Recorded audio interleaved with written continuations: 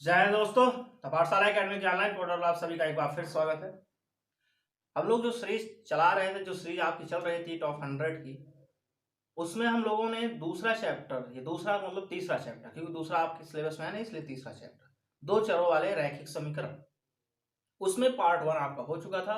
आज इस लेक्चर में हम लोग पार्ट 2 की बात करेंगे और खास चीज की बात करेंगे, जहां से क्वेश्चन आपके हर हाल में आना है, एकदम 100% उस टॉपिक से क्वेश्चन आपके आना है। और वो टॉपिक क्या है? टॉपिक अगर मैं बात करूं तो टॉपिक ये है आपके सिलेबस में, जब आप 3.2 एक्सरसाइज की बात करते हैं, एक्सरसाइज 3.2 की बात करते हैं, तो उसमें एक टॉपिक दिया गया है संगत, असंगत, असंगत, यानी कि संगत है या असंगत है। आपको इसमें मिलेगा प्रतिच्छेद करता है, यानी रेखाएं प्रतिच्छेद करती हैं, समांतर हैं, समांतर हैं, प्रतिच्छेद करती हैं या समपाती हैं, यानी कि इन सारी चीजों के बारे में आपकी चर्चा करनी है।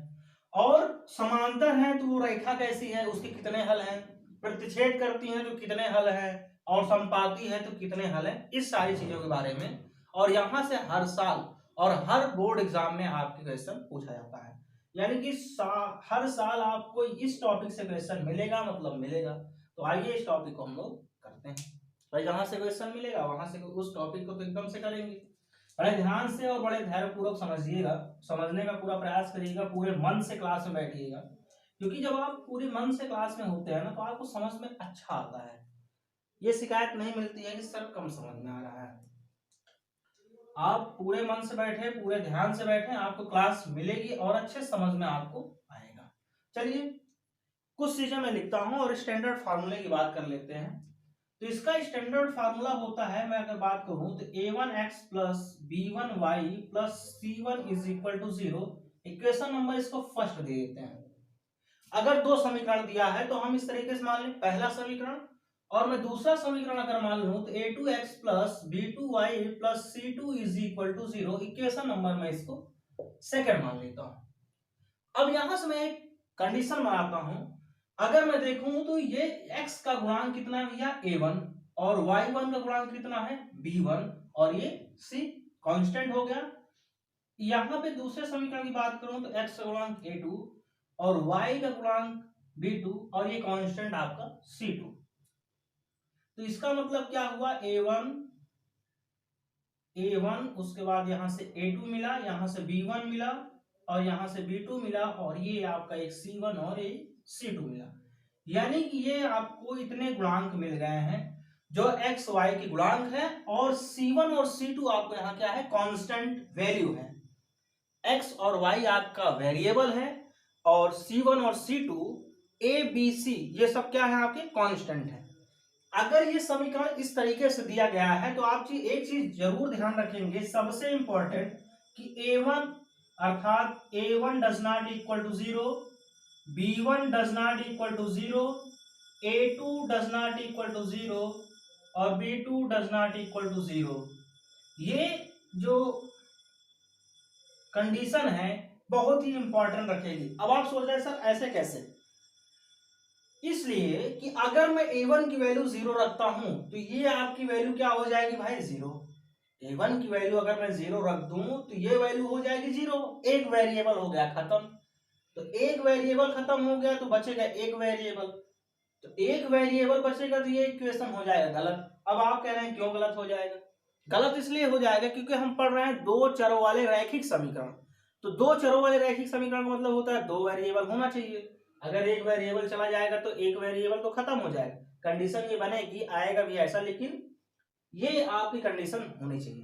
ठीक है, अगर इतना समझ में आता है, और उम्मीद करता हूं आया होगा, तो एक कंडीशन लेके चलते हैं। कंडीशन क्या हो सकती है, इसको बड़े ध्यान से आप समझने का प्रयास करें। a1 upon a2 is equal to b1 upon b2, b1 upon b2 is equal to c1 upon c2। अगर ये कंडीशन आपको देखने को मिल जाए, यानी कि a1 अपान a2 बराबर b1 अपान b2 बराबर c1 अपान c2 हो जाए, अर्थात x के दोनों गुणांकों का अनुपात, y के गुणांकों का अनुपात और c1 c2 का अनुपात एक दूसरे के इक्वल हो जाए, तब आपकी रेखाएं क्या होंगी, तब ये कंडीशन अगर आती है तब आपका क्या होगा, आप इनको क्या बोलेंगे, तब आप बोलेंगे ये एक दूसरे की संपाती रेखाएं हैं। कैसी हैं, संपाती रेखाएं हैं। कैसी रेखाएं हैं भैया, संपाती रेखाएं हैं। और संपाती रेखाएं हैं भैया तो इसके कितने हल होंगे, अब ये भी मैंने बताया था ना कि आपको ये भी बताना है, अगर ये संपाती है तो कितने हल हैं। अगर ये संपाती है तो आपको पता होना चाहिए इसके अनेक हल होने की संभावना है। संभावना है नहीं, होंगे। अर्थात आप बोलेंगे अपरिमित रूप से, अपरिमित रूप से अनेक हल, अपरिमित रूप से अनेक हल। अपरिमित रूप से आप यहाँ अनेक हल का मतलब होता है इनफाइनाइटली मेनी सॉल्यूशन, यानी जिसके बहुत ढेर सारे सॉल्यूशन हो उसको बोला जाता है अपरिमित रूप से अनेक हल। आप इसमें कुछ भी वैल्यू रखते जाएंगे, सारी वैल्यू को ये एग्जिस्ट करता हुआ निकल जाएगा। अगर जब दो रेखाएं संपाती हो जाए, अब दो रेखाएं संपाती होंगी कैसे वो चीज समझिए। अगर दो रेखाएं संपाती होने का मतलब ये होता है, अगर ये एक रेखा जा रही है, मैंने कह दिया ये एक ए और बी है, ए भी एक रेखा है। अगर इसी ए बी के ऊपर एक दूसरी रेखा गुजर जाए, इसी ए बी के ऊपर एक और दूसरी रेखा जस्ट ऐसे गुजर जाए इसके ऊपर से, और उसका नाम मैं सी और डी दे दूं, तो इसका मतलब ये हुआ A B Rekha C D रेखा एक दूसरे क्या है, संपाती है।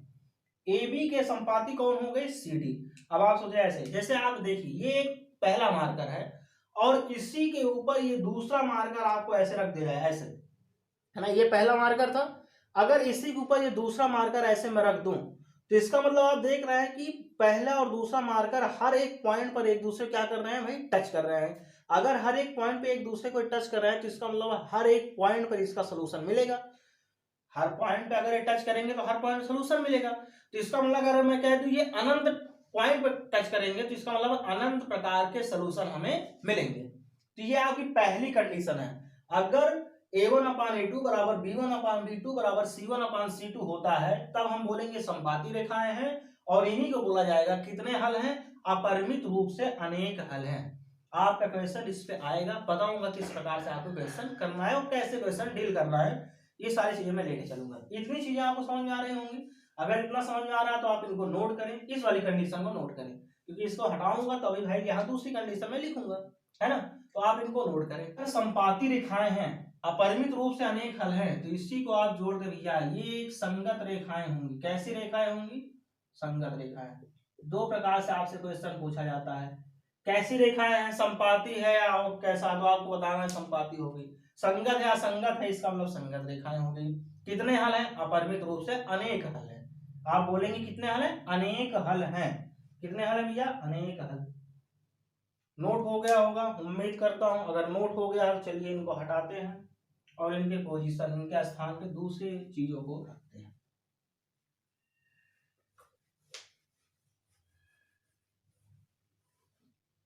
देखिए, अगर दूसरा कंडीशन, जो दूसरी कंडीशन है वो अगर आपको दे दी जाए, कैसी कंडीशन, अगर मैं कह दूं ये a1/a2 is equal to b1/b2 does not equal to c1/c2, अगर ये कंडीशन आ जाती है, अगर ऐसी कंडीशन आ जाती है तब आप क्या बोलेंगे।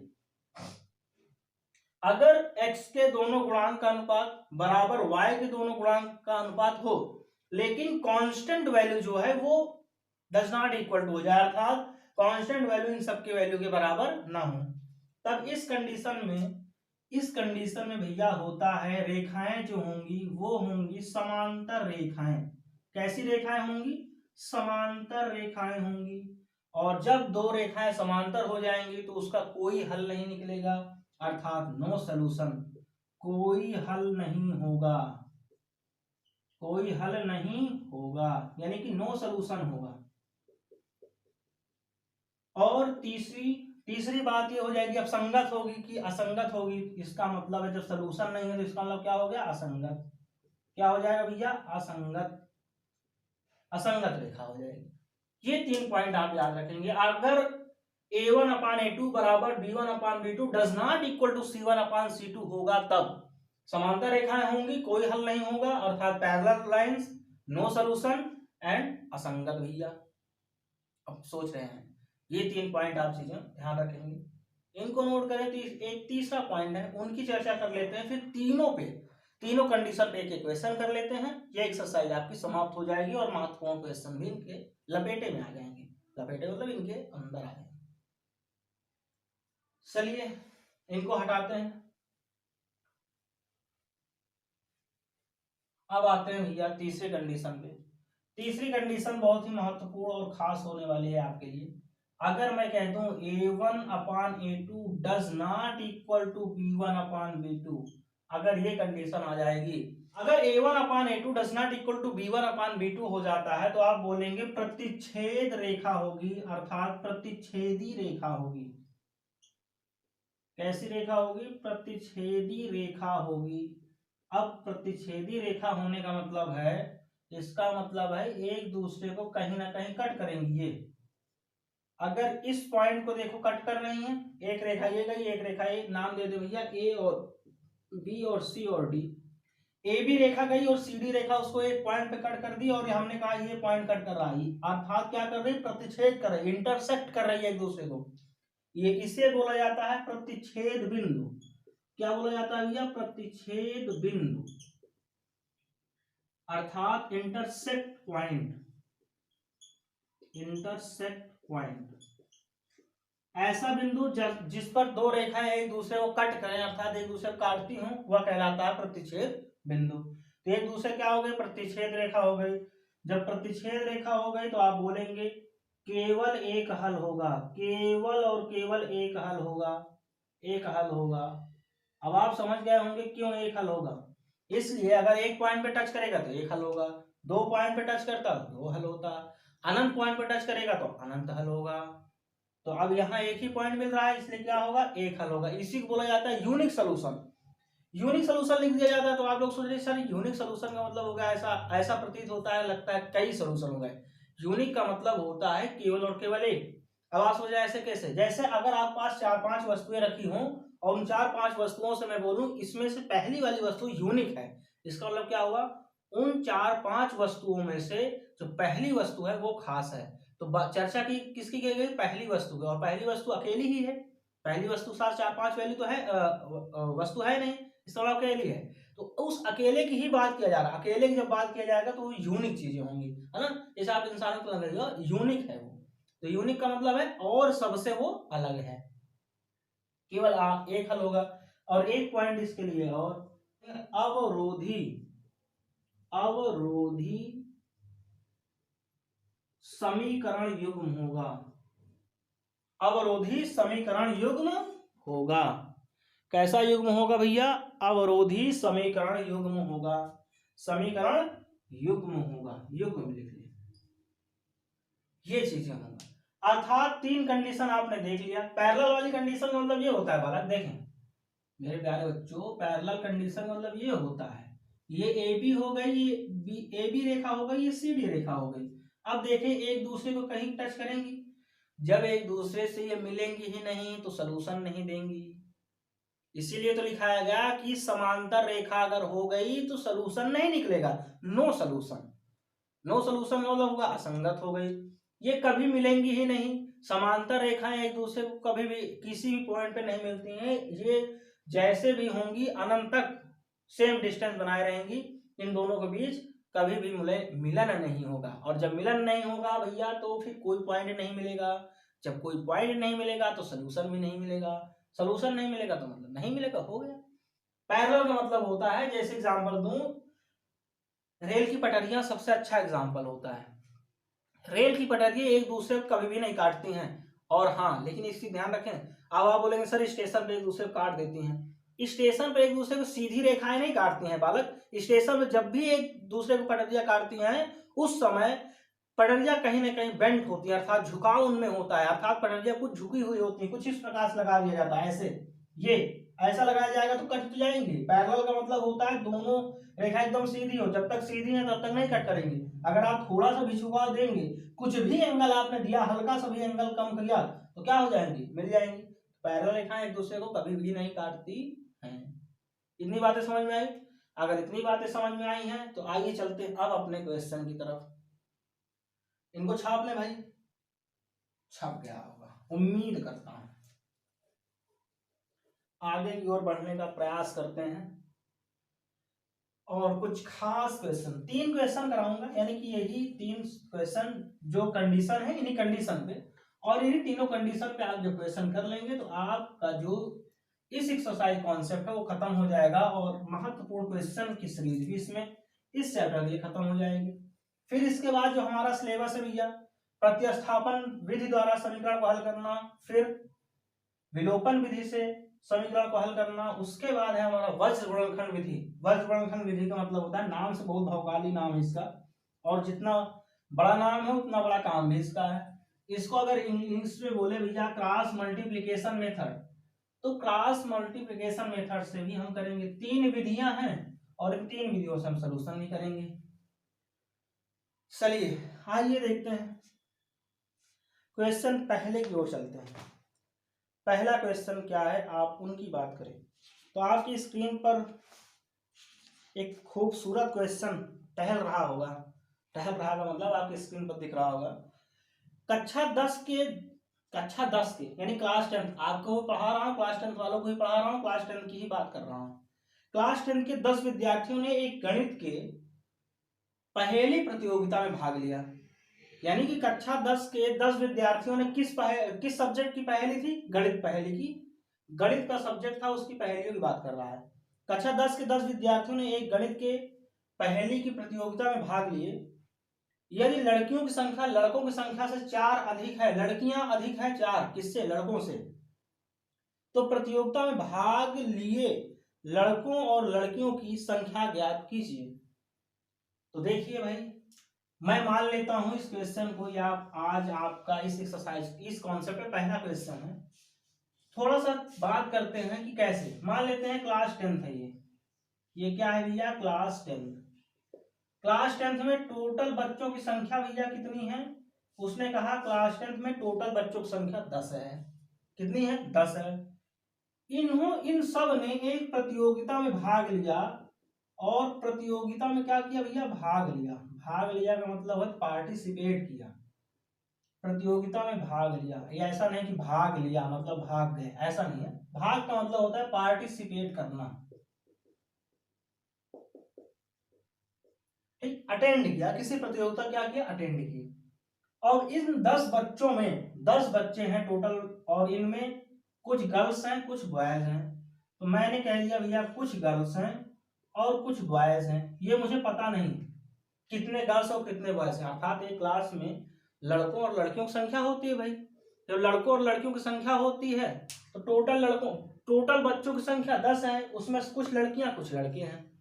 लेकिन कंडीशन क्वेश्चन में दिया है, क्वेश्चन में कंडीशन आपको ये दिया है, लड़कियों की संख्या लड़कों की संख्या से 4 अधिक है, अर्थात लड़कियां 4 अधिक है, किससे, लड़कों से। लड़कों से लड़कियां 4 अधिक है। अगर मैं कह दूं 4 अधिक कब आएगा, यदि क्लास में 10 बच्चे हैं, लड़कियों की संख्या 4 अधिक हो, किससे, लड़कों से, कितनी संख्या लड़कों की होनी चाहिए, लड़कियों की होनी चाहिए, या कितनी संख्या लड़कों की होनी चाहिए, आप गेस कर सकते हैं। 10 ही लड़के तो हैं टोटल बच्चे, तो लड़कियों की संख्या अगर मैं 7 कर दूं और लड़कियों की संख्या 7 कर दूं, लड़कों की संख्या 3 कर दूं, 7 3 क्या हो जाएगा, 10 हो जाएगा। और लड़कियों की संख्या देखें, लड़कों से 4 अधिक है, क्योंकि लड़कियां 7 है लड़के 3 है, यानी 4 अधिक भी हो गई। कंडीशन हमारी सही है। आपको पता है आपका आंसर आ गया है 7 और 3, लेकिन सोल्यूशन करना है ना, ऐसा मुजबानी तो कोई मतलब है नहीं। मौखिक रूप से हमने बता दिया, एग्जाम में भी आप मौखिक बता देंगे, आपको एग्जामिनर मौखिक नंबर दे देगा, मजा आ जाएगा तब। इसलिए एग्जाम में सॉल्व करना है, इसलिए भैया लिखना पड़ेगा कि कैसे क्या होंगी, तो फिर मानना पड़ेगा, कुछ मानेंगे, जब मानेंगे तो वो चीजें। मैं मान लेता हूं, माना लड़कियों की संख्या, लड़कियों का मतलब हुआ भैया गर्ल्स की संख्या, number of girls is equal to x, और लड़कों की संख्या माना number of boys is y। माना लड़कों की संख्या कितनी है भैया, y। इन दोनों को मिला के क्या है, इन दोनों को मिला के x प्लस वाई बराबर 10 है। ये समीकरण नंबर पहला, दोनों को मिला के तो 10 है, लड़का प्लस लड़की मिलकर कितना, 10। समझ पा रहे हैं। मैं इसलिए आपको ऐसे बना दिया हूं ताकि आपको समझ में आए कि हो क्या रहा है, असल में हो क्या रहा है। इस तरीके से क्लास बटी हुई होती है लड़कों और लड़कियों में। अब ये पहली स्थिति थी, तो दूसरी स्थिति में क्या कह रहा है? दूसरी स्थिति में कह रहा है, स्थिति दूसरी में कि लड़कियों की संख्या लड़कों की संख्या से 4 अधिक है। तो इसका मतलब ये हुआ लड़की x+4, तो लड़का कितना है? y है। लड़की x+4 है तो लड़का कितना है भैया? y है। जाहिर सी बात है वो इसलिए क्योंकि लड़कियों की संख्या भाई ज्यादा है। तो मैं अगर लिखना चाहूं कि x बराबर y+4, ये मेरा दूसरा कंडीशन हो गया। कौन सी कंडीशन हो गई? दूसरी। अगर मैं इनको समीकरण दूसरा मान लूं, इनको क्या मान लूं? समीकरण दूसरा मान लूं, या तो मैं इसको ये भी लिख लूं x माइनस वाई बराबर 4। अब समीकरण दूसरा मान लो, कोई दिक्कत? अब आप सोच रहे हैं सर ऐसे कैसे? आप तो कह रहे थे लड़कों की संख्या कम है लड़कियों से, तो भैया y+4 क्यों लिख दिए हैं? ये तो लड़के थे, लड़कों में आपने 4 जोड़ दिया। हाँ, क्योंकि मुझे लड़की और लड़कों की दोनों की संख्या बराबर करनी हो तो लड़कों की संख्या में जोड़ना पड़ेगा। जितना लड़कियां ज्यादा है अगर मैं उतना ही लड़कों में जोड़ दूं तो एक दूसरे की इक्वल हो जाते हैं, हो जाएंगे ना। तो वही कंडीशन क्या है, ये समीकरण 1 और समीकरण 2 अगर मैं इनका सोल्यूशन निकाल लूं तो मेरा क्या हो जाएगा भैया? हल निकल आएगा। अब हम इसको कई तरीके से कर सकते हैं। अभी मैंने प्रतिस्थापन, विलोपन, वज्रखंड बताया नहीं, तो भैया अब इसको सॉल्व कैसे करेंगे? ग्राफ के मदद से। पिछली क्लासेस में मैंने बताया था ना ग्राफ की मदद से कैसे सॉल्व करते हैं। तो इनको भैया हम सॉल्व करेंगे किसकी मदद से? ग्राफ की मदद से। और ग्राफ की मदद से सॉल्व करने के लिए समीकरण पहले के लिए x और y के कुछ पॉइंट निकालते हैं, जिसे मैंने कहा था कि निर्देशांक निकालते हैं। तो x+y बराबर कितना है? 10। निर्देशांक इनके लिए निकाल लेंगे तो देखते हैं क्या क्या आता है भैया। ये हो गया x और यहाँ y बराबर हो जाएगा 10 माइनस का x हो जाएगा। अगर मैं x बराबर 0 रखता हूं तो y बराबर 10 आ जाएगा, और x बराबर 10 रखता हूं तो y बराबर कितना आ जाएगा भैया? 0। ये वैल्यू पॉसिबल है। अगर मैं एक पॉइंट और बढ़ा दूं एकदम, एक पॉइंट और ले लेते हैं सर, कोई पॉइंट ले लेते हैं। मैंने कहा यदि x बराबर 2 है तो y बराबर कितना है? 8 है। ये पॉसिबल है। अगर x बराबर 3 है तो y बराबर 7 है। ऐसे पॉइंट आपको मिलते जाएंगे। दूसरा समीकरण दिया गया है x minus y is equal to 4। इनके लिए भी एक चार्ट बना लेते हैं भैया, और चार्ट बना के हम इनका सोल्यूशन कर लेते हैं। x और y की वैल्यू निकालने का प्रयास करते हैं।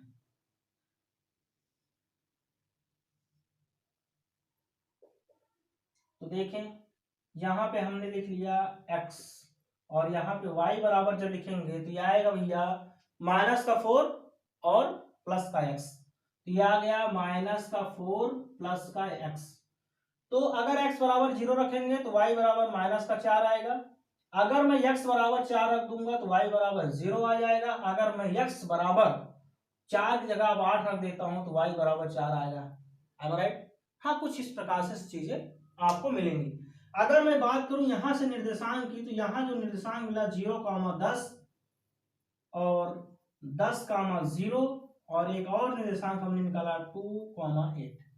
दूसरे समीकरण से जो हमने निर्देशांक निकाला वो निकल के आया 0,-4, और दूसरा इसका निर्देशांक है 4,0, और इसका तीसरा निर्देशांक है 8,4। मैंने सभी का 3-3 निर्देशांक निकाल दिया है। 3-3 निर्देशांक निकालने का मतलब यह है कि अब इनको हम ग्राफ में बना लेंगे, और ग्राफ में जैसे ही बनाएंगे हमारा सोल्यूशन आ जाएगा ना। वहीं से हम संख्या निकाल लेंगे। तो सोल्यूशन करने का मतलब हुआ ग्राफ ये हुआ, आपने ये ग्राफ बनाया।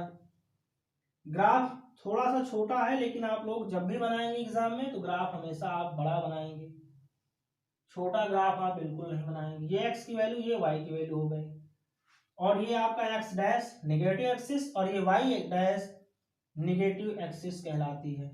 समझ पा रहे हैं बातों को? ये आपका जो पॉइंट, जिस पॉइंट कट कर रहा है इसको मूल बिंदु अर्थात ओरिजिन पॉइंट बोलते हैं, जो 0 और कॉमा 0 होती है। इसको हमने मान लिया भैया ये 1 है, ये 2 है, ये 3 है, ये 4 है, ये 5 है, ये 6 है, ये 7, ये 8, 9 और ये 10, यहाँ पे 11।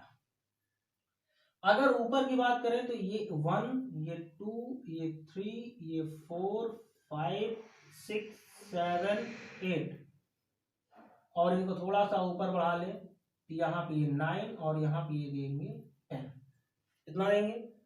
अगर एक्स एक्सिस के निगेटिव में जाएंगे तो -1, -2, -3, -4, -5 ऐसे बढ़ता हुआ जाएगा। अगर वाई एक्सिस के निगेटिव में जाएंगे तो -1, -2, -3, -4, माइनस क्या आएगा भैया 4, -5, इस तरीके से बढ़ता हुआ जाएगा। चलिए अब पॉइंट को दर्शाते हैं। पहला पॉइंट लेते हैं 0, 10। अगर x पे 0 है तो y पे कितना है 10, अर्थात ये पॉइंट यहाँ मिलेगा, बोलेंगे हाँ बिल्कुल मिलेगा, ये मिलेगा 0, 10। अगर b पे x पे 10 जाते हैं तो y पे 0 मिलेगा, अर्थात x पे 10 चला गया, y पे कुछ नहीं गया, तो इसका मतलब ये पॉइंट आपको यहाँ मिल गया, ये मिल गया 10, 0। अब ये जब पॉइंट मिल गया भैया इन्हीं को आप मिला दीजिए, ज्यादा आप दिमाग मत लगाइए। अब आप सोच रहे हैं सर ये तीसरा पॉइंट भी तो लिए थे, इनको मिलाएं, ये क्या इस रेखा पे आएगा? बिल्कुल आएगा, देखते हैं। x बराबर 2 पे ये देखिए, और y बराबर कितना आ जाएगा 8, इनको ले आइए भैया, इनको मैच करा दीजिए, और जैसे ये मैच करेंगे, जिस पॉइंट को मैच करेंगे, अब अगर इसको आप रखेंगे, देखें कुछ इस प्रकार से जाता हुआ दिखाई देगा, तो आपको लग रहा है कि इसी पॉइंट मिलता, हाँ बिल्कुल मिलता, तो कोई दिक्कत नहीं थी, उसी पॉइंट पे ये मिलता, अर्थात जितने भी पॉइंट आप निर्देशांक निकालेंगे उतने पॉइंट आपको निर्देशांक मिलते हुए चले जाएंगे। ये जो समीकरण था, ये समीकरण था भैया x + y = 10 वाला, x - y = 4 वाला एक समीकरण निकाल लीजिए। x बराबर जो x - y = 4 वाला देखते हैं, तो अगर मैंने 0 रखा तो -4 का मिला, 0 रखा तो -4, y की वैल्यू -4, अर्थात ये पॉइंट मिल गया। इस पॉइंट को आप बोलेंगे 0, -4। अगर 4 रखूंगा तो y बराबर 0 मिल जाएगी, x बराबर 4, x बराबर कितना भैया, x बराबर 4 रखेंगे तो y बराबर क्या मिलेगा 0, तो ये एक पॉइंट हो गया, इसको हमने कहा 4, 0। इस पॉइंट को हम क्या बोलेंगे 4, 0 बोलेंगे बिल्कुल। अब आप चलिए इन दोनों पॉइंट को मिलाइए, तो मैंने कहा लीजिए भैया मिला देते हैं, आप कह रहे हैं तो। अब आप सोच रहे हैं सर इससे आगे, अरे आगे भी रेखाएं को बढ़ा सकते हैं, कोई दिक्कत नहीं है। ये हमने रेखाओं को बढ़ा दिया, और जैसे रेखा बढ़ाई एक पॉइंट पे इसने इंटरसेक्ट कर दिया, किसी एक पॉइंट क्या कर दिया, इंटरसेक्ट कर दिया। लाइन को थोड़ा सा सीधी कर लेते हैं, थोड़ा ये लाइन बहुत टेढ़ी है भैया, इनको थोड़ा सा सीधा करते हैं, सीधा करने का प्रयास करते हैं, है ना। सीधा करने क्या करते हैं भैया, प्रयास करते हैं। ये -4 वाला है, ये +4 वाला है, ये प्लस का क्या है 4 वाला है। तो आप इनको मिलाइए, जैसे आप इनको मिलाएंगे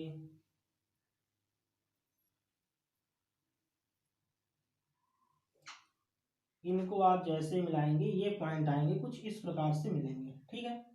ये हो गई आपकी रेखा जो इस मिल गई, इनको हमने नाम दे दिया, कुछ PQ रेखा नाम दे दिया, और ये AB रेखा थी, हमने इनको AB नाम दे दिया, कोई दिक्कत। ये पॉइंट है, ये पॉइंट जिस पॉइंट को इंटरसेक्ट करेगा वही पॉइंट हमारा क्या हो जाएगा भैया, वही पॉइंट हमारा आंसर हो जाएगा।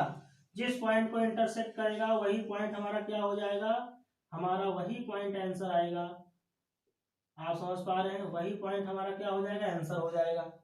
देखें ये इंटरसेक्ट कहाँ कर रहा है, इस पॉइंट को, और इधर भी आप बढ़ाएंगे, बढ़ाते हुए निकल आएंगे तो देखें इस पॉइंट को, x पे अगर 7 जा रहा है तो y पे कितना जा रहा है 3, तो ये जो पॉइंट निकल गया 7 और 3, ये निकल गया, क्या निकल गया 7 और 3, अर्थात एक दूसरे की रेखाएं 7 और 3 पर इंटरसेक्ट कर रही हैं, काट रही हैं। तो हमने क्या माना था भैया, x किसका माना था, लड़कियों को, y किसको माना था, लड़कों को। तो हमारा आंसर क्या आ गया, x बराबर 7, y बराबर 3, यही हमारा क्या हो गया आंसर। तो लड़कियों की संख्या लास्ट में आप लोग ऐसे लिखेंगे, अतः लड़कियों की संख्या number of girls is equal to 7, number of boys is equal to 3, लड़कों की संख्या इज इक्वल टू भैया 3। ये आपका आंसर हो जाएगा, लास्ट में इतना आप लिख देंगे, आपको 2 नंबर का क्वेश्चन, 3 नंबर का जो भी आएगा सही। इतनी बातें अगर आप मेरी समझ पा रहे होंगे तो मुझे लगता है आप कुछ चीजों को समझे होंगे, है ना। इनको तुरंत नोट करिए, तो हम लोग बढ़ते हैं आगे क्वेश्चन की ओर। उम्मीद करता हूँ नोट हो गया होगा, ये क्वेश्चन समझ में ही आया होगा। आइए बढ़ते हैं हम लोग अगले क्वेश्चन की तरफ और अगला क्वेश्चन करते हैं। क्वेश्चन टहल रहा है ना, घूम रहा है, और क्वेश्चन कुछ इस प्रकार से है। अनुपातों A1/A2, B1/B2 और C1/C2 की तुलना कर ज्ञात कीजिए कि निम्न समीकरण युग्म द्वारा निरूपित रेखाएं एक बिंदु पर प्रतिच्छेद करती हैं या समांतर हैं अथवा संपाती हैं, आपको ये बताना है। तो इसका पहला क्वेश्चन हम लोग लेते हैं। तो पहला क्वेश्चन इसका ये है भैया, जो क्वेश्चन आपने अभी देखा, तो ये है 5x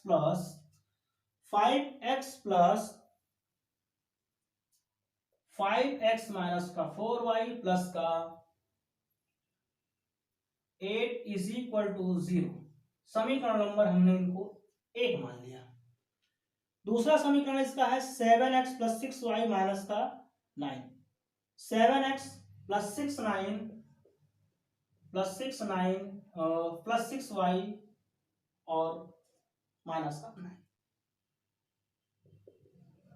अर्थात दिया क्या गया है, इनको आप दो समीकरण आपके सामने दिए हैं, दोनों समीकरणों की आपको जो प्रतिबंध बताया मैंने ना, उन्हीं तीनों प्रतिबंध को लगाना है। आपको बताएंगे प्रतिच्छेद है, प्रतिच्छेद रेखा करेगी या समांतर रेखा है या संपाती है, आपको ये चीजें बतानी है।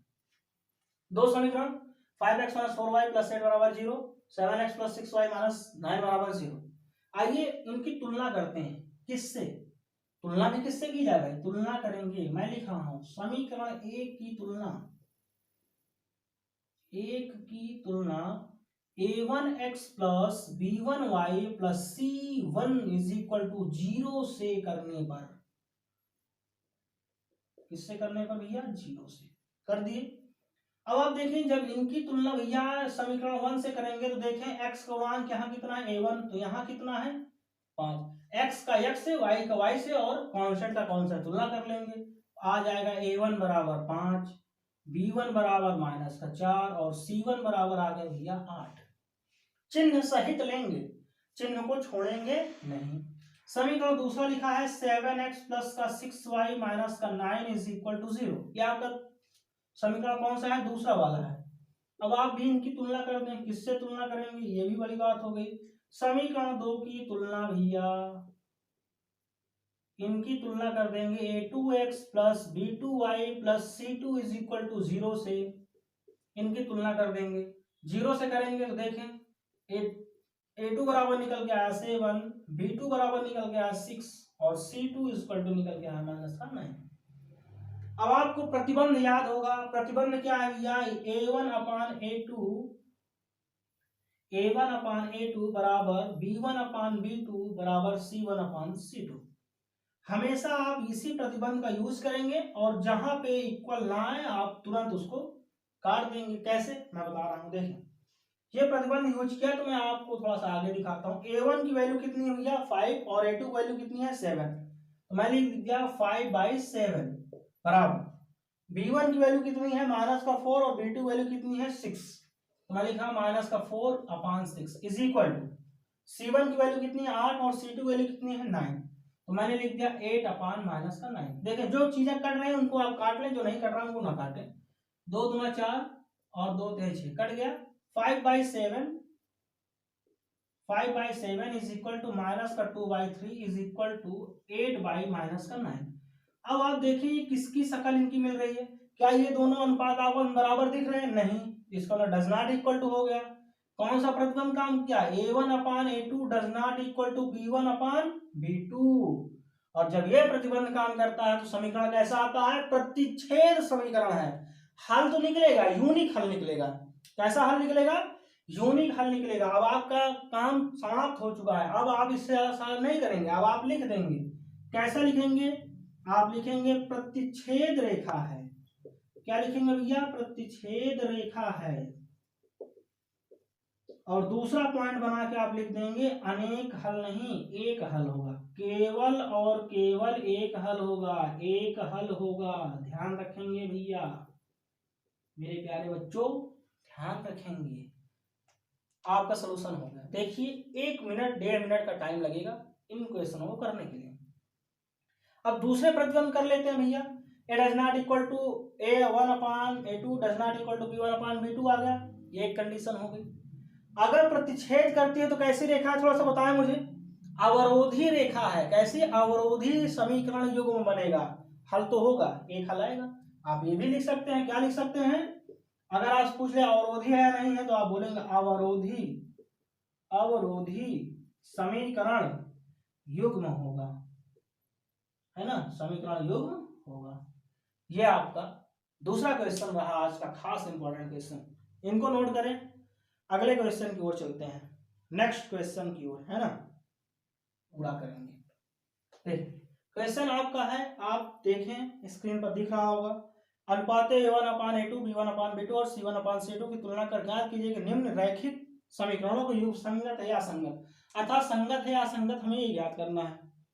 समीकरण दिया गया है, चलिए देखिए तीसरा समीकरण दिया है 2x-3y इज इक्वल टू 8। इनको थोड़ा सा सही कर ले, क्या 2x-3y माइनस का 8 इज इक्वल टू 0 कर ले, समीकरण नंबर 1। और एक समीकरण आपको और दिया है, वो दिया है 4x-6y इज इक्वल टू 9, वो दिया है 4x-6y इज इक्वल टू 9, इनको भी थोड़ा सही कर ले, ये 4x-6y माइनस का 9 इज इक्वल टू 0, समीकरण नंबर 2 हो जाएगा। समीकरण 1 की तुलना A1x plus B1y plus C1 equal to 0 कर लो, और समीकरण 2 की तुलना A1x A2x plus B2y plus C2 equal to 0 कर लो, आपका समीकरण सॉल्व हो जाएगा। चलिए देखें, लिखना है वही चीजें। समीकरण 1 की तुलना A1x plus B1y plus C1 equal to 0 से करने पर कर देते हैं भैया, तो यहां से आएगा A1 बराबर 2, B1 बराबर क्या आ जाएगा भैया, B1 बराबर आएगा -3 और C1 बराबर कितना, -8। समीकरण दूसरे तुलना कीजिए, समीकरण 2 की तुलना A2x plus B2y plus C2 is equal to 0 से करने पर, 0 से करेंगे तो आएगा क्या भाई, देखें A2 बराबर 4, B2 बराबर -6 और C2 बराबर -9। प्रतिबंध आपको पता है, प्रतिबंध क्या है, A1/A2 बराबर B1/B2 बराबर C1/C2। इस प्रतिबंध को आप रख दें, जो भी प्रतिबंध आएगा हम उसको उस हिसाब से ट्रेड कर लेंगे। चलिए देखिए रखिए, A1 की वैल्यू कितनी है 2, A2 की वैल्यू कितनी है 4 इज इक्वल टू B1 की वैल्यू -3, B2 की value -6 is equal to C1 की वैल्यू -8 और C2 वैल्यू -9। C2 वैल्यू कितनी हो गई, -9। देखिए इस माइनस से माइनस कैंसिल, 2 एकम 2, 2 दूना 4, 3 एकम 3, 3 दूना 6, यह भैया 1/2 बराबर 1/2 बराबर 8/9, ये माइनस कट जाएंगे। ये प्रतिबंध किस में आता है, जब ये प्रतिबंध आता है तो रेखाएं कैसी होती हैं, देखें A1/A2 is equal to B1/B2 does not equal to C1/, अगर C2 कंडीशन आ जाए तो आप बोलेंगे रेखाएं एक दूसरे क्या भैया, समांतर हैं। कैसी है, समांतर। देखें पहला और दूसरा अनुपात बराबर, लेकिन तीसरा नहीं बराबर, तो आप लिखेंगे अब समांतर रेखाएं हैं। कैसी रेखाएं हैं, समांतर रेखाएं हैं, यानी कि पैरेलल लाइन है। पैरेलल लाइन है भैया, कोई सलूशन निकलेगा, नो सलूशन, अर्थात कोई हल नहीं होगा, कोई हल नहीं होगा, नो सलूशन। और जब कोई हल नहीं होगा तो कैसी, संगत होगी असंगत, अरे सीधी सी बात है, समांतर है तो असंगत है, मिलेगी तो कभी है नहीं, जब मिलेगी नहीं तो असंगत। कैसी हो गई भैया, असंगत रेखा, जिसका कभी मिलन ही ना हो वो असंगत ही रहेगा। संगत तो उसे बोलते हैं ना जिससे मिलन हो, एक दूसरे को अगर मिलेंगी रेखा तो संगत, नहीं मिलेंगी तो असंगत। ये रहा आपका तीसरा क्वेश्चन। 2 कंडीशन हमने पढ़ लिया, प्रतिच्छेद पढ़ लिया, समांतर पढ़ लिया। अगर एक और पढ़ लें, कौन सा, संपाती, तीनों अनुपात बराबर हो जाए, वो एक क्वेश्चन बचा हुआ है, बाकी आपकी क्लास समाप्त। ठीक, चलिए देखते हैं अगले क्वेश्चन की ओर बढ़ते हैं और उसी की कोशिश करते हैं, शायद वही क्वेश्चन हमारे उसमें आ जाए। हो गए होंगे ये, उम्मीद करता हूँ। चलिए देखिए क्वेश्चन आपका स्क्रीन पर फिर से वही अनुपात वही है, A1/A2 B1/B2 C1/C2 अगर है तो तुलना करके ज्ञात करना है कि रैखिक समीकरण युग्म संगत है या असंगत है। क्वेश्चन सिर्फ देखिए x+5 पहला समीकरण दिया है, x+5 पहला समीकरण दिया भैया इसका x+5 x+y = 5, इसको थोड़ा सही कर लें तो x+y-5 = 0, समीकरण नंबर 1। दूसरा समीकरण दिया है 2x + का 2y = 10, इसको हम थोड़ा सा कर ले सही, 2x + का 2y - का 10 हो जाएगा = 0। अगर देख रहे हैं हर जगह 2 कॉमन है तो 2 कॉमन ले लेते हैं तो हो जाएगा x + का y - का 5 = 0, समीकरण नंबर 2। वही काम करना है, समीकरण 1 और समीकरण 2 की तुलना कर लेना है, x और y के गुणांक निकाल लेना है, कांस्टेंट वैल्यू पता कर लेना है, प्रतिबंध जो है उस पर रख देना है, अगर आ गया सब बराबर है तो संपाती है, अगर A1/A2 ≠ B1/B2 तो प्रतिच्छेद करेगा, A1/A2 = B1/B2 ≠ C1/C2 है तो क्या है समांतर। यही 3 कंडीशन याद रखना एकदम दिमाग में, आपका क्वेश्चन इन तीनों कंडीशन में से हर हाल में आएगा, ये मैं गारंटी देता हूं, इसलिए आप एकदम याद रखेंगे इसको। चलिए भैया समीकरण 1 की तुलना A1x + B1y + C1 = 0 से 0 से करेंगे, देखें A1 बराबर क्या मिल जाएगा 1, B1 बराबर 1, C1 बराबर कितना आ जाएगा -5। समीकरण 2 की भी तुलना कर दो, समीकरण 2 की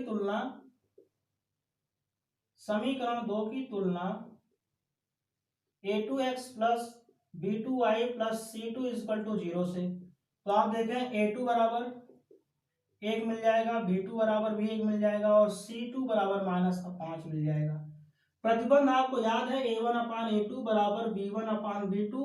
चलिए प्रतिबंध को ऊपर देखते हैं।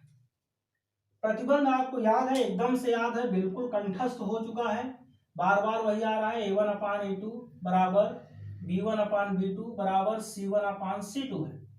A1 की वैल्यू 1, A2 की वैल्यू 1, B1 की वैल्यू 1, B2 की वैल्यू भी 1, C1 की वैल्यू -5 और C2 की वैल्यू -5, दोनों कैंसिल हो गए, माइनस माइनस भी कट जाएंगे, ये हो जाएगा 1/1 = 1/1 = 1/1।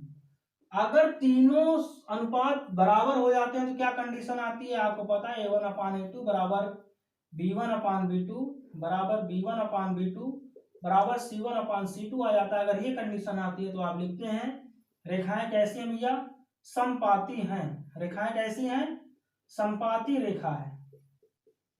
हल कितने होंगे, मेनी सोल्यूशन होगा, यानी कि अपरिमित रूप से अनेक हल होगा, अपरिमित रूप से अनेक हल होगा, अनेक हल। और तीसरा कंडीशन संगत या असंगत, संगत है। क्यों संगत है, इसलिए कि हर पॉइंट को टच करेगा, हर पॉइंट को जब टच करेगा तो ये क्या है भैया, संगत है, अर्थात संपाती है, अनंत हल है। ये पैरेलल है, कभी टच नहीं करेंगे, नो सॉल्यूशन है। ये एक दूसरे को टच कर रहे हैं तो एक सॉल्यूशन है, ठीक है। 3 कंडीशन 3 क्वेश्चन, और आपको बता दूं इतने क्वेश्चन आप कर लेंगे आपके लिए पर्याप्त होगा। एक क्वेश्चन इसमें से मैं और करा देता हूं, थोड़ा सा लैंग्वेज वाले क्वेश्चन बहुत इंपॉर्टेंट रखते हैं, कभी कभी लैंग्वेज वाले क्वेश्चन आपको फंसा लेते हैं। सबसे बड़ी बात होती है लैंग्वेज ही फंसाती है, क्योंकि लैंग्वेज फंसा लेती है इसलिए क्योंकि लैंग्वेज हम लोग समझ नहीं पाते हैं लिखा क्या है, और बहुत इजी वे में लिखा होता है हम लोग समझ नहीं पाते हैं। तो आइए लैंग्वेज वाला एक क्वेश्चन करते हैं, और बेहतरीन मजेदार क्वेश्चन,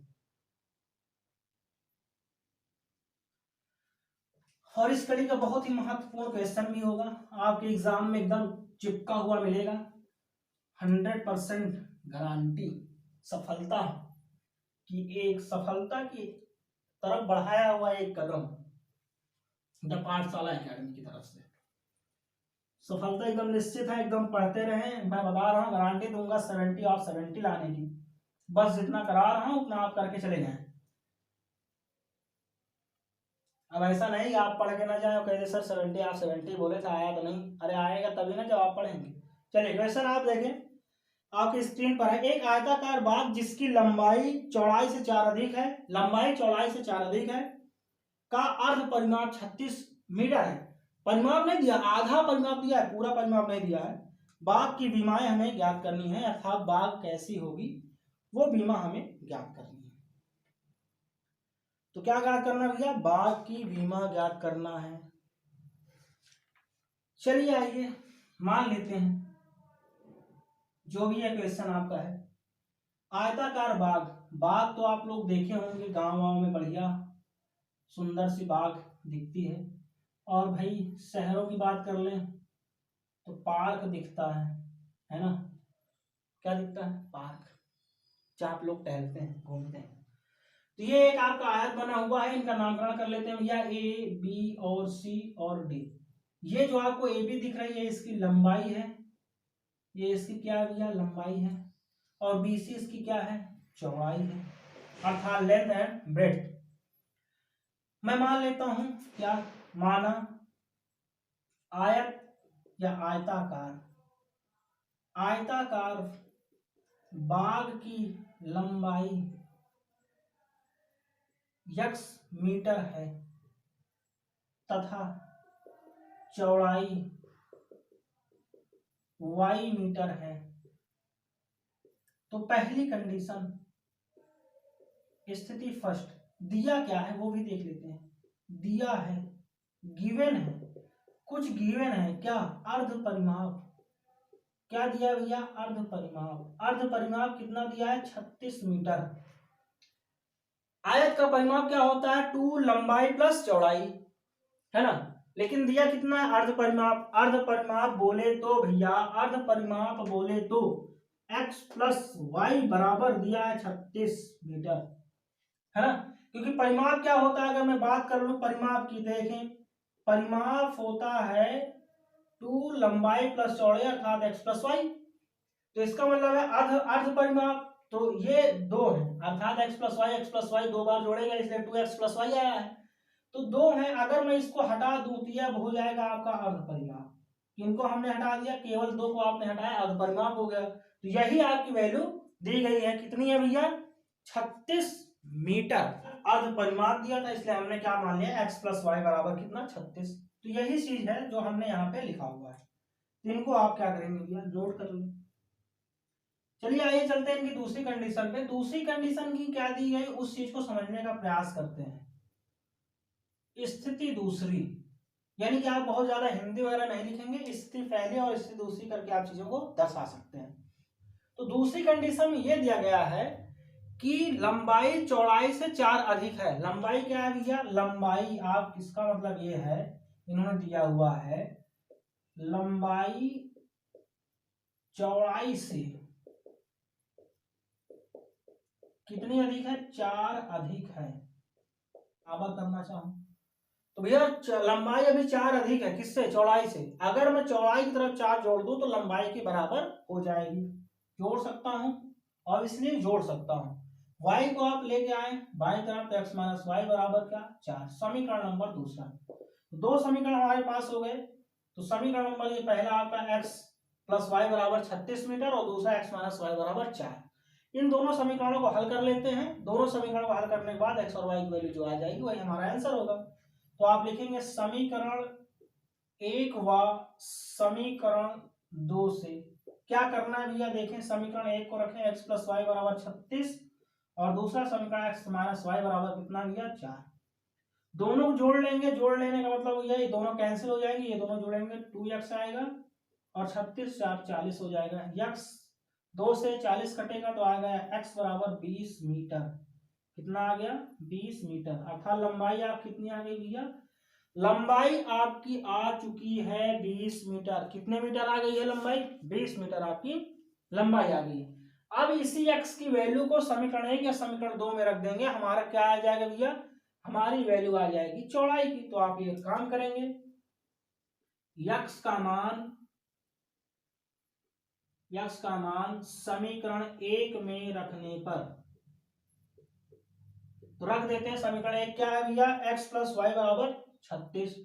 तो 20 प्लस का y बराबर 36, तो y बराबर कितना आ जाएगा, 36 माइनस का 20, तो ये कितना आ जाएगा 16 मीटर। तो y की वैल्यू कितनी आ गई, 16 मीटर। अर्थात लंबाई बराबर, लंबाई हमने x माना था तो कितना आ गया 20 मीटर, और चौड़ाई हमने y माना था तो कितना आ गया 16 मीटर। ये हमारा क्या हो जाएगा भैया आंसर। बातें समझ पा रहे हैं? तो ये क्वेश्चन था आपका, इस प्रकार के आपको सारे क्वेश्चन करने थे। ठीक है, चलिए आज के लिए बस इतना ही, मिलते हैं अब हम लोग प्रतिस्थापन, विलोपन और वज्रवृंखंड विधि के साथ।